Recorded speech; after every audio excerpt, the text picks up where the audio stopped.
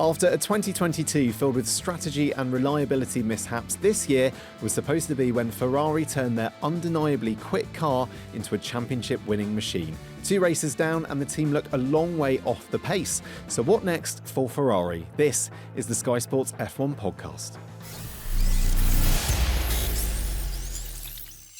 Hello all, welcome to this week's episode. Alongside me for this one, I'm joined by 2 people who know Ferrari very well, but for slightly different reasons. First up is Felipe Massas, old race engineer with Ferrari, and someone who spent a decade at the team, Rob Smedley.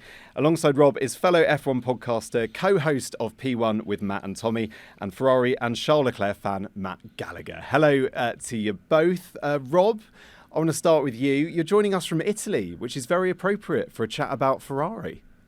Yeah, it wasn't planned that way. I just no. We come back here. Obviously, we still got lots of friends here. As you said, I was here for 10 years. I'm still trying to put that introduction together, which is Felipe Massas, old race engineer. So I don't know whether you're referring to my age or the fact that I was his race engineer. But anyway, I'm not a race engineer anymore. I'm way past all of that nonsense. No, we come back here quite often. You know, we got lots of friends here. You never kind of the kids were my kids were born here. My kids are grown up now, but they come back with us. It's just a cool place. Lots of good memories. Lots of good friends. I'm sure Florence is much nicer than the UK at this time of year, Rob. Matt, how are you? I imagine this is going to be a slightly painful 45 minutes or so talking about Ferrari and their problems this year. Yeah, I was going to thank you for having me on, but then I realised what the topic was. No, it's great to be on, and of course, you know, we have to dive into what's going on at Ferrari, otherwise nothing will change. But yes, it's going to be quite difficult, I think, because there's not a lot of positives that we've seen at the start of this year.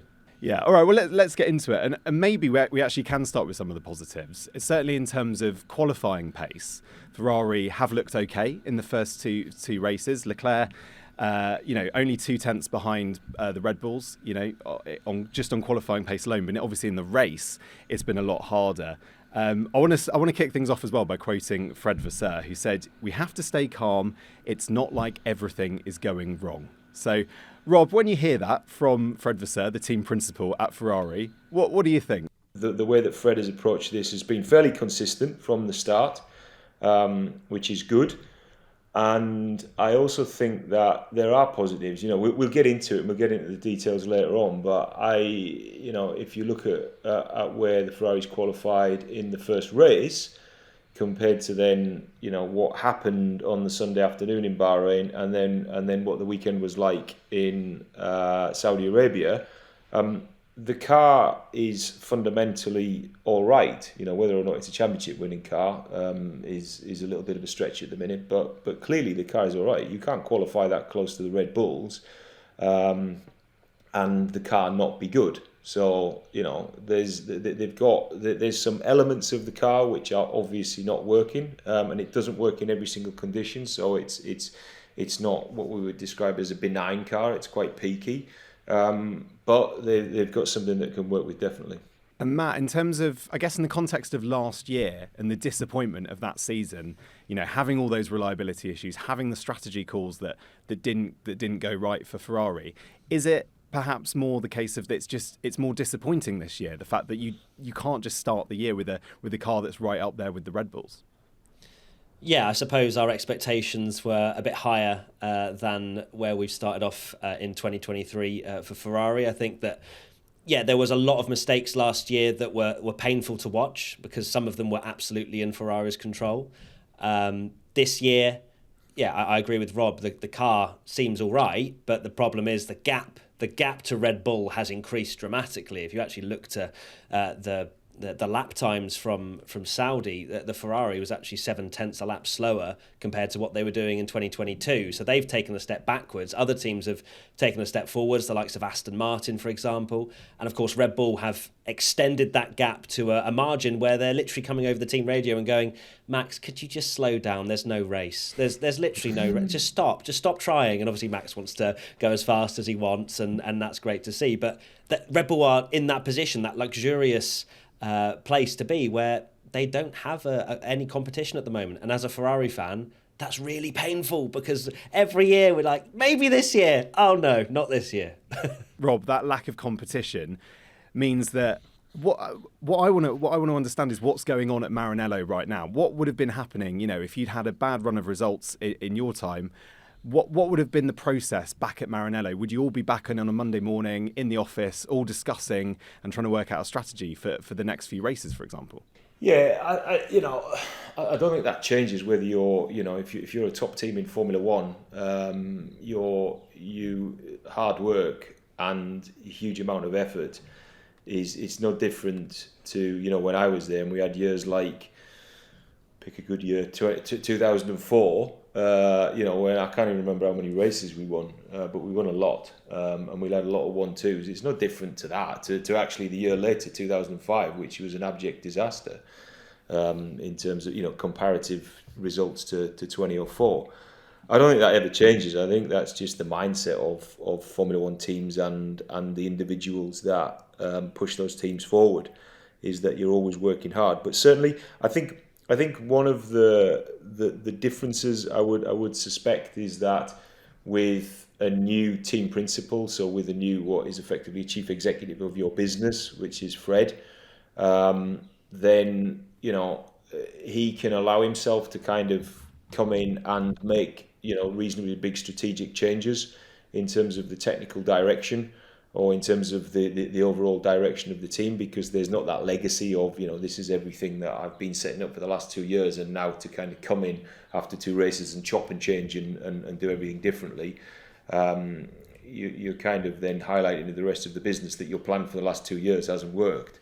I think Fred has the luxury that he's got time on his side, so he can come in and now, after 2 races, start to make the necessary changes.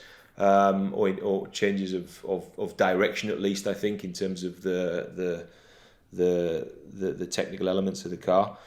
But it will just be business as usual. They'll understand they've got problems. Like I always say, that the first rule of solving a problem is you've got to admit you've got one.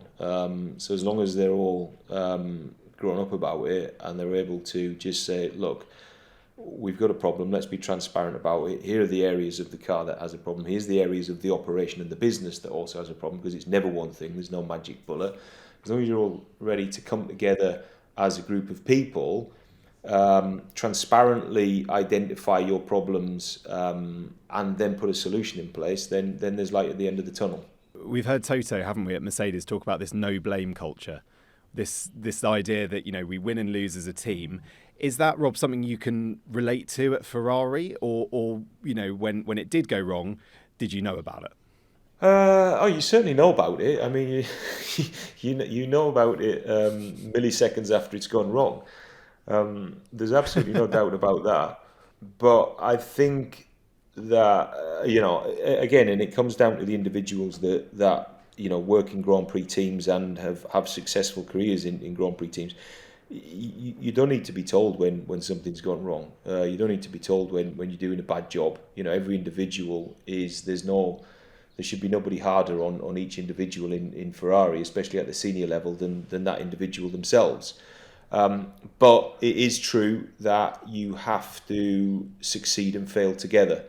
Once you start laying the blame at individuals or individual departments' door, it becomes very difficult. It becomes very toxic, and Ferrari have to be very careful that doesn't happen. Certainly, when I was there, I think the absolute master of that, if I can call one person out, would be Ross Brawn, who was who was the leader of the technical department at the time.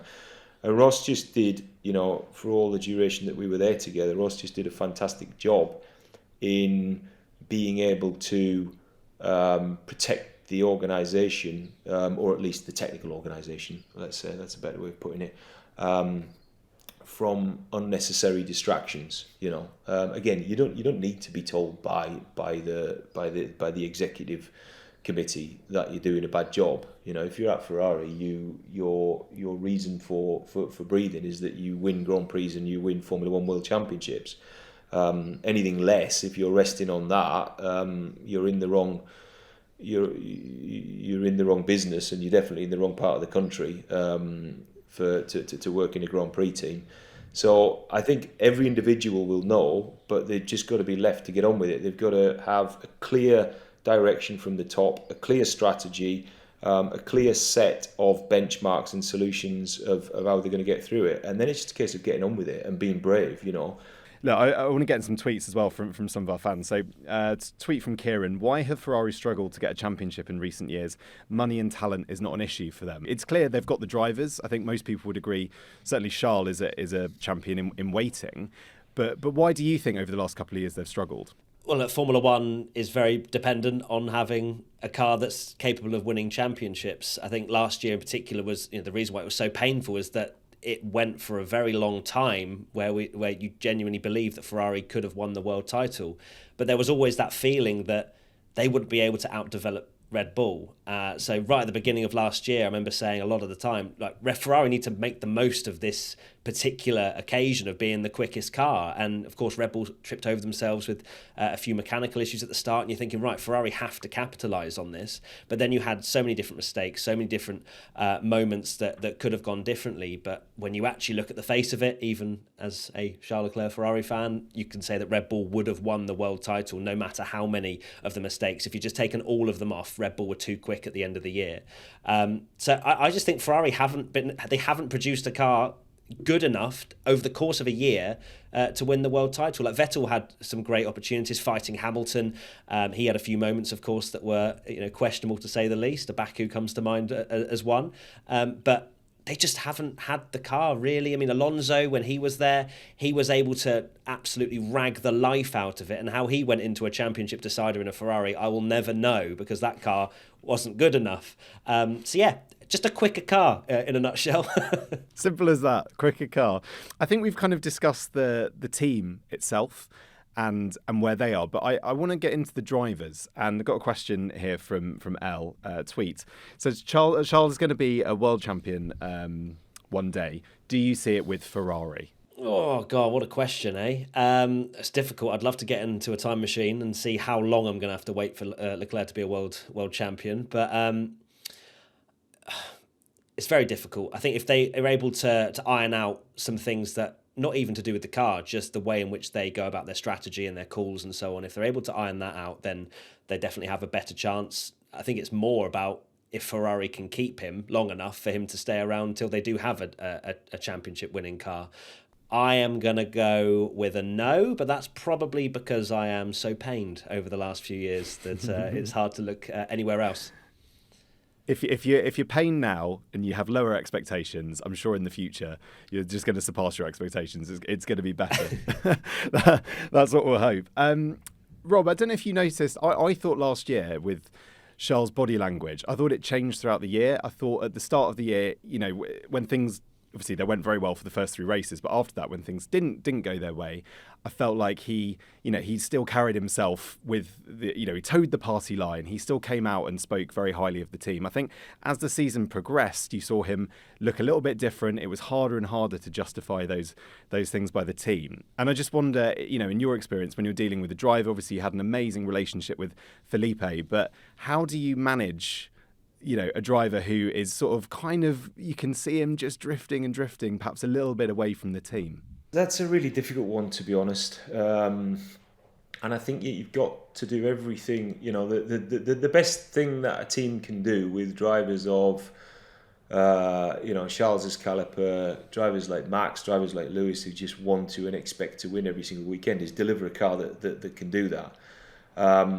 But equally, those drivers also have their part to play. So I'm going to kind of back the team in this occasion. It's very hard for drivers, and don't forget, guys of my age, you've perhaps been involved in the sport for 25 years. You've taken every kind of, kick and punch that can come at you, and you're used to it. These are, a lot of these guys are still in their 20s.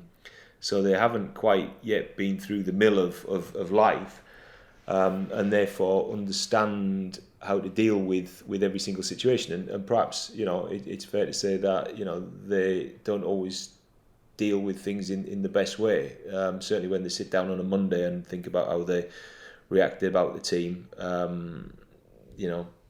they would have. They'd certainly be able to reflect that they could have done it better. But what I would say is that it is the job of the driver, and if you ever need an example of this in history, it's Michael Schumacher.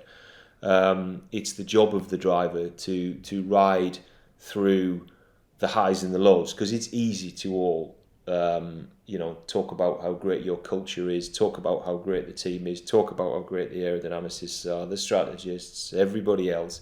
Everybody on the planet when you're winning. That's easy. What's hard is when you're not winning, and that's when you see the mettle of people come together. And again, going back to my time in Ferrari, when we were winning 15 out of the 17 races or whatever, to talk well about it and to say how great the culture was and how great we all were and keep slapping ourselves on the back every 5 minutes, it's easy. But once you get into those difficult periods, that's when you see the true character of the team and the individuals come out. And I think the drivers have a key part to play in that, because if after a year of difficulties, after a period of difficulties, you suddenly turn on the team and tell them it's all their fault. I think that's unfair. And I think that, my view on this is that the team has to supply the drivers and the top 3-4 drivers in Formula One. They have to be supplied with a great car. But you also have to have a level of realism in that as well, that you can't have the best car in every single Grand Prix every single year. It's just not possible. Look at what Mercedes is going through this year and last year. At some point, somebody hungrier and better will come along and do produce a faster car with a hungrier driver. And you've got to accept that and regroup and think about how you're going to do it. But you've all got to play your part, including the driver. I just want to pick up on something you said about Michael and how he galvanised the team. Do you see anything in Charles, or Carlos for that matter, do you see anything in the Ferrari drivers at the moment that makes you think they do have that in them, and that, if they can weather this storm, they will be the right drivers to take Ferrari further forward? It's difficult to say, because when Michael got to Ferrari, he was already... I'm rubbish on Formula 1 history, so I'm probably going to get this wrong, but I think he was a 2 times world champion. Correct me if I'm wrong. Yeah, good. Yeah. We're nodding. Yeah, I knew that. And that, with Jordan, wasn't really with Jordan. I knew that was with Benetton. But he was a 2-time world champion, right? And he had kind of already got his feet under the table of what it meant to win world championships. And I think what he saw there was he saw a team that, once it was operating at anywhere near, full efficiency, it was going to be an unstoppable machine. And him and lots of other people around him made that happen. So it's difficult to draw comparisons right now, because I think that Charles and Carlos are at different stages of their career and life. But certainly, if I go back to what I said before, Michael, through all the difficult times, Michael, I never saw him once, even privately,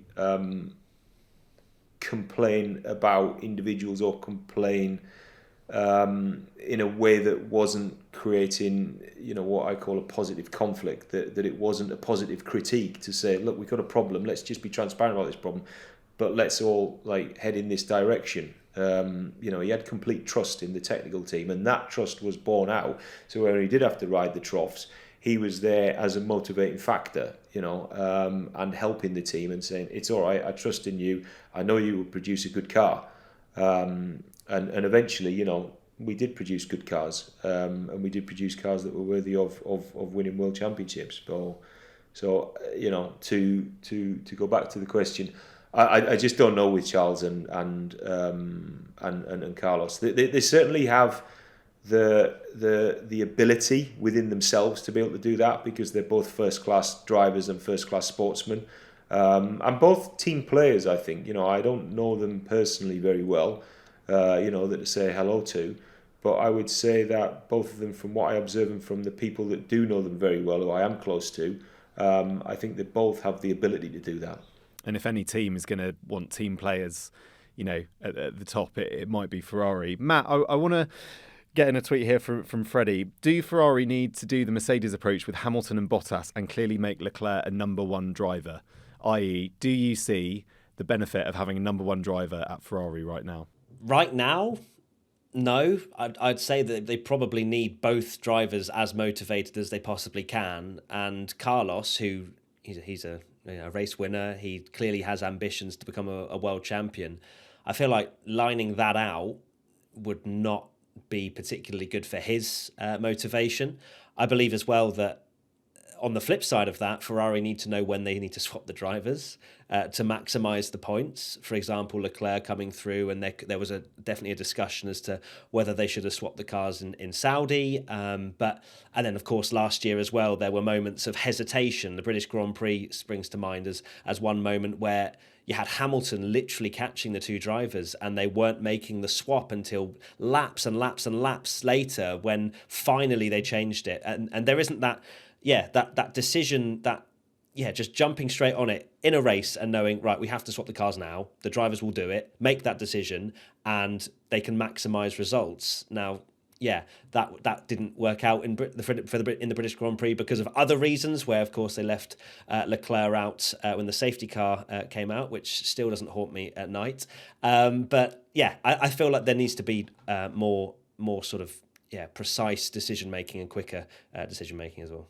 All right, so that's kind of the drivers. I now want to, and I know we mentioned Fred Vasseur at the top, but I just want to get back to him and his role over the next year, 2 year, 3 year plan, whatever. Rob, what kind of job has he got on his hands now at Ferrari? Is it? I guess the question is ultimately, how long is it going to take for us to see his changes within the team? I've got a rule that you should be able to see, good people who are effective and can just get on with it, and by the way, are allowed and given the tools to be able to get on with it. You'll see changes within 6 months. So you're not going to see anything instantaneously because that would just be folly to expect that. But certainly within 6 months, you can start to see the green shoots of the strategy that he's going to put in place. So I would say probably the middle of this season, we're going to start to see, differences. Because don't forget, if you think about it, in reality, your first month is just doing interviews and talking to the media, running around trying to learn 5% of the people's names that you meet. And then after that, you can start to get a feel for the place. You can start to understand how the place works. And then you can start to make changes after, say, 3 months. But the green shoots of those changes you're not going to see for another 3 months or whatever until you start to until they start to take shape. So I would say, middle of the season we should start seeing the positive effects of Fred Vasseur, hopefully. And Matt, when he was appointed, what was your first reaction? I felt a little bit sorry for Binotto, really, because he'd finally got the team into a position where they were winning races, they were challenging. Yes, there were a lot of mistakes on the way, and that's probably one of the reasons why they've gone, right, okay, we've got a good car now, but we're making too many mistakes. But I guess as a Leclerc fan, it was nice to see Vasseur take over after, of course, his close workings with Charles previously when he first entered Formula One, and clearly has that knowing, he knows Charles Leclerc's talent, essentially, is what I'm trying to get at. And Fred Vasseur, who knows what he's going to be like running a top team. He seems like a very likeable character, but it's hard to judge an appointment just yet. The only thing that, as I say, was more about Binotto and feeling like perhaps he deserved another year or two to see if he could iron out those mistakes that had crept in. But he'd still pushed the team forward, so I felt it was a little unfair. You probably will both think I'm crazy here. I wonder if they could have worked together. And I wonder if you could have had a situation. Well, yeah, because Binotto, obviously, he was, I'm sure someone Rob, very well, in that he'd been in the team since 95, I believe. And he would have been able to know all the structure, all the kind of inner workings of Ferrari, how to deal with the top boards and board members of Ferrari. But also then you could have maybe Vasseur, who's the slightly more public friendly figure, maybe who does a bit more of the media kind of stuff and the race weekend stuff. I don't know, Rob, do you think I'm barking up the wrong tree there? I think you got to have one boss. And the reason why you got to have one boss is you got to have one direction. Now, there are structures, there are Grand Prix teams where the team principal is effectively is the CEO of the business. And all strategy, big decisions will come from that person. And then there's other Grand Prix teams where the team principal runs the racing element, if you like, with less strategic input into the team. So yes, of course, it can work. I think that as long as there is a clear structure and everybody knows what they're doing, then of course it works. But quite often, because of the personalities that are involved, it's very difficult, because having two people trying to make the big decisions, and you get big decisions then by committee, you end up with diluted strategy and direction. Certainly, I can tell you, just from my own personal opinion, I definitely wouldn't want to do that. If my name was above the door, then I'd want to be making all the decisions. Yeah, makes sense. Rob, just give us an insight as well into that role as Ferrari team principal, because it is, it's kind of the national team, right? It's the football manager. It's that number one person on the front of the sports pages. Every weekend there's a Formula One race. Maybe every weekend there's not a Formula One race. But in Italy, the Ferrari team principal is a big role, right? Yeah, I think all the senior guys there, especially the ones that are rolled out in front of the media, it's a massive responsibility. There's no doubt about it. As you say, it's and I've said this myself in the past. You can describe Ferrari in Italy as a religion. Definitely, it's the national team, and therefore you are representing the nation, not just a brand. So it is tough, and you don't need thick skin. You need rubber skin, because I think the problem with it is not the problem, but the reality of the situation is it goes through cycles, and I can remember this myself personally. You'd be held up on a pedestal and you'd be thought about as being the best things in sliced bread, and 6 weeks, 2 months later, people are literally spitting at you in the street. So it's a tough dichotomy, to be honest, and you just have to ride it out. None of it is you kind of have to blend the highs into the lows, so that you just get a single emotional viewpoint on it all. To give yourself that equilibrium that you need to be able to keep delivering day in, day out, because that's the important bit, right? When people are telling you how great you are, it's important not to listen to it, and it's equally important when people are telling you how rubbish you are, and that happens. So I think that Fred is going to go through all of that. He's a good guy. He's been in this sport, in motorsport, for a long time, in senior positions. At Grand Prix before he came into Alfa Romeo, and the fact there was a I told you I was rubbish on history, wasn't it? Because there was a bit in the middle between Art Grand Prix and Alfa Romeo, which was Renault. So he's been there. He knows what it's like. It's a different intensity, a different pressure in Ferrari, but he just has to get on with it. It's part of his job. Yeah, definitely. Okay, Matt, I want us to give some reason to be optimistic about this season for Ferrari.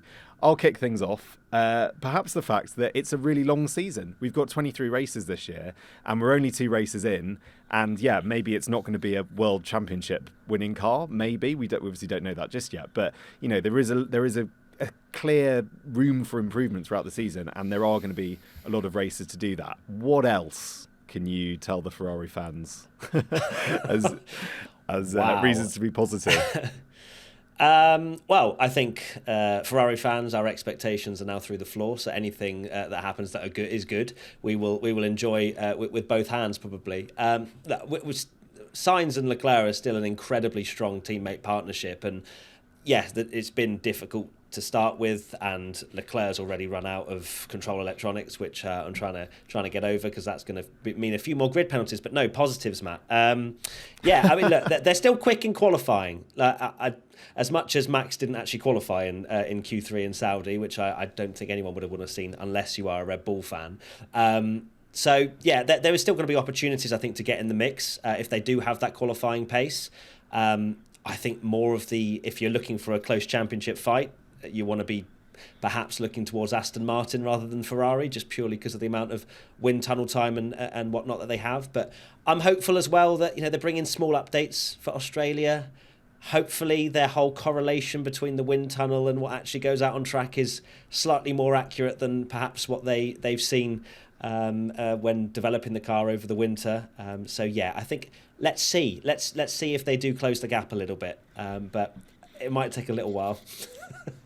Rob, we've obviously got this month break as well in April, which it hasn't really been a thing in Formula One, and obviously that might give teams, I don't know as an engineer how you would have felt if you'd had 3 races down, you then get a whole month. And I know that's not a huge amount of time with obviously development. It's not an overnight thing, but it does give you a bit of time to catch up, doesn't it? A bit of time to take stock. I think more than anything, Matt, it gives you time to focus, because the organisation is just purely focused on development rather than operations. So you don't have to get a huge chunk of your organisation on a plane.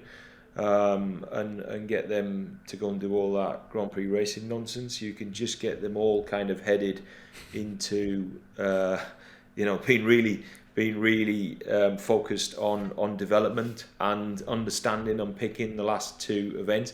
I think that when this is an opportunity for not just for Ferrari but for all of the teams. It is an opportunity, because when you're right in the midst of racing, you sometimes can't put your head up, and it's not always easy to see the obvious things that are in front of you, because you're just headlong into delivering races and just trying to maximise those races. And that means that obviously there's a large chunk of your organisation that isn't doing that, but they are drawn towards what's going on at the racetrack. And they will get involved in that to some extent, even though their job is back in the factory, whether it's the design office or the wind tunnel.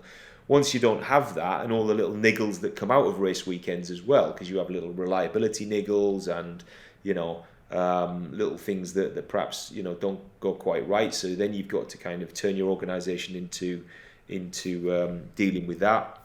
Once all that's gone, like we're going to have in April, Ferrari will be able to concentrate fully on the job in hand, which is trying to get their act together and produce a faster Formula One car and maximise that car at the track as well. Because I think it's important that we understand that it's not just about bringing a fast Formula One car.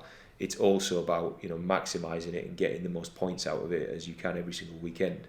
And I guess Imola in mid-May is probably going to be the acid test, right? Coming back home in front of the Tifosi is going to be when they're going to want to be able to be challenging at the front. All right, I think that's kind of everything for Ferrari thus far. Hopefully we've managed to paint some positivity at the end there of where they could go this season. I want to get your guys' thoughts just on one other thing as well before we let you go. Stefano Domenicali has been in the news the last few days, saying that he's a supporter of cancellation of free practice sessions, which are great for the use of engineers, but that the public doesn't like. So I thought, as we have an engineer and member of the public, if I could call you that, Matt.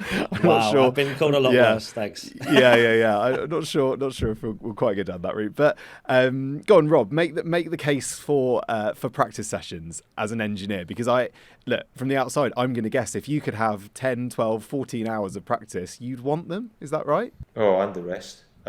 People like me, we just tinker with Formula One cars all day long. You forget about the racing bit. We just want to have fun.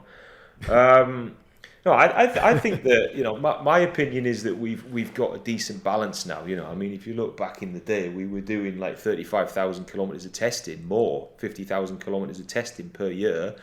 plus lots of running on the Friday and all the rest of it. I think it's hard now, especially with the little teams and the amount of capital investment that the teams can spend each year with the cost cap, that you can get rid of the free practice element altogether. I think that is hard. So there has to be some element where the cars can run on the track where it's not for points or positions on the grid.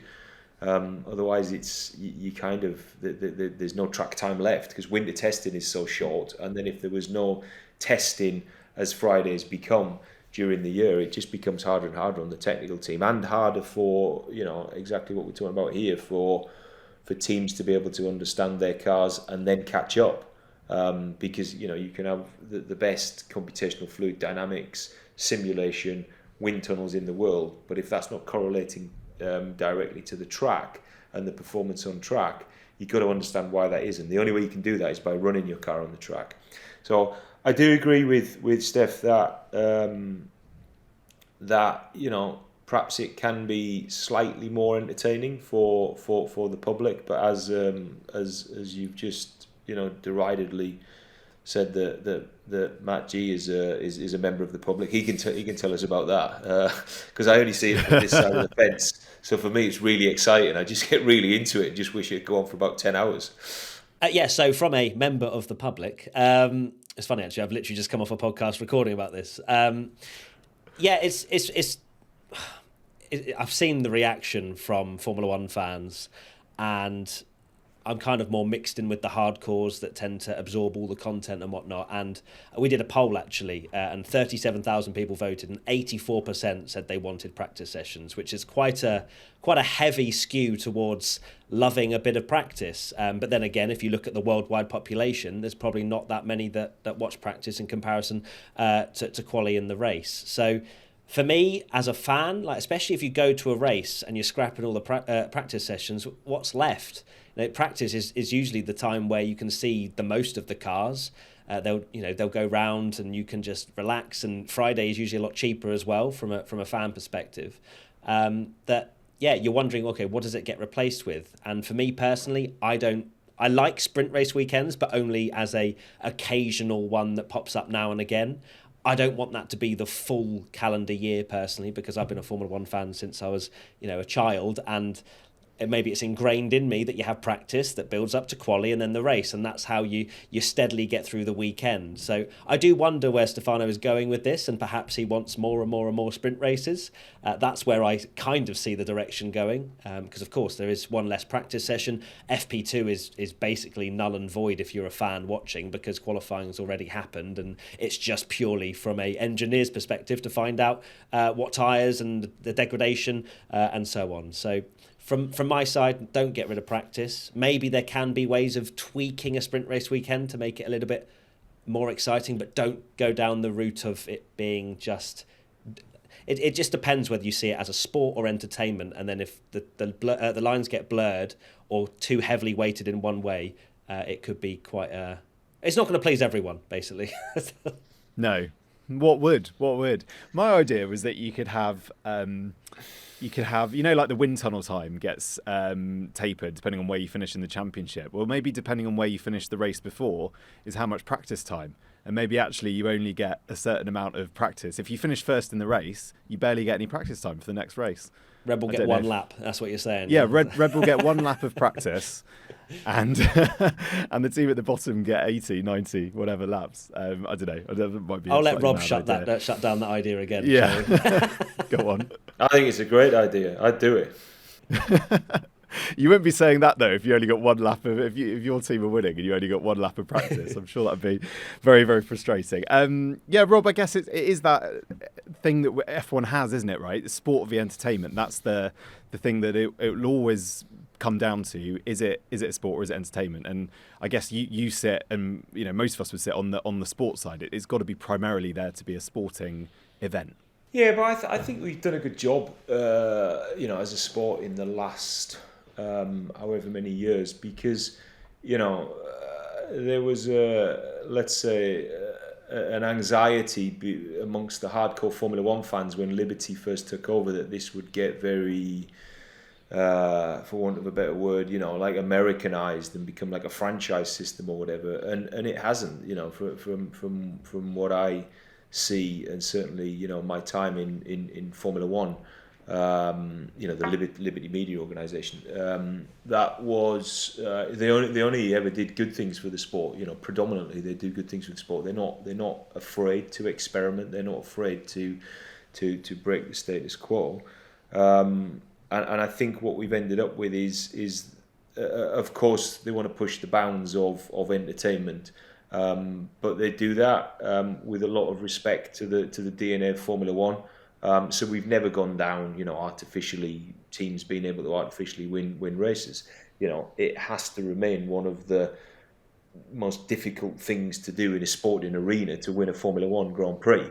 And it is, having been in teams that, where we've won lots, and having been in teams where it was very difficult to win one,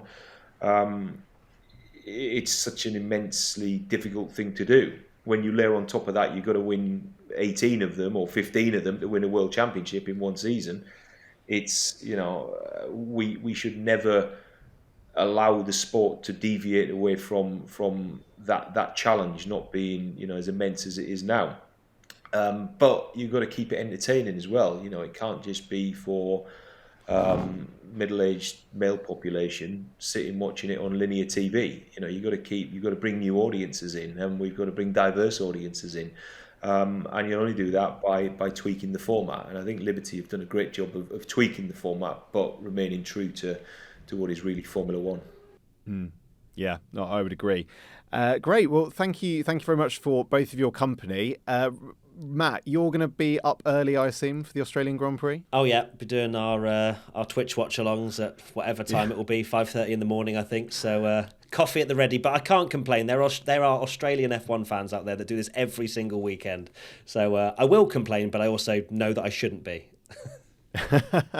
Absolutely. And Rob, will you be tuning in live, or will you maybe watch it on record? Absolutely not a chance. I will wake up at normal time on a Sunday morning and open Autosport. There are, or skysports.com, and check the one. It's going to be an early start for sure. That's all we've got time for today.